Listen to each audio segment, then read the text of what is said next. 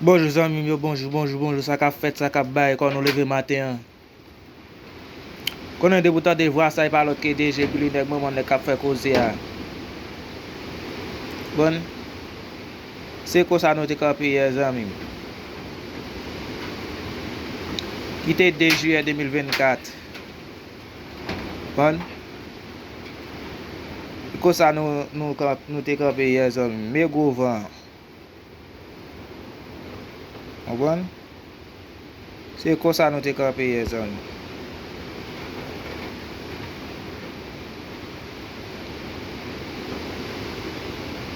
Mais les abli contacter nous pour moi ce boulot, bon. Bon, c'est vent mauvais en pile, bon. Ok, ko sa lo te kape ye zanmim, nou te vin moutou afish la zanmim da pase nan maman kozi a baz.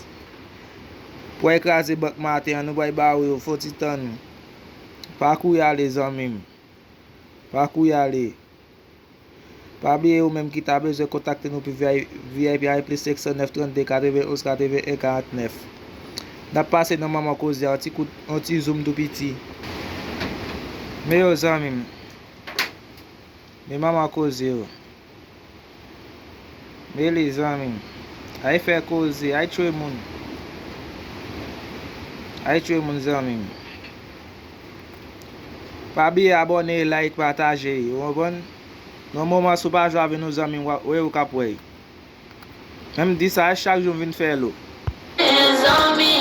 Zanmim ki vou fami. Mem pa bom ki fe magazin sak bezanman. Si m chwazi yon li, se ke bon pou deplamam. Zanmam se keram. Zanmam se keram, zanmam se frèram. Zanmam se toutam. M'fè vi ma pran plezi a zanmam.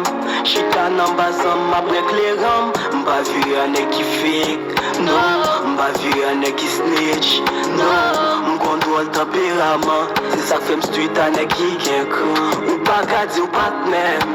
E pi wap wina manem.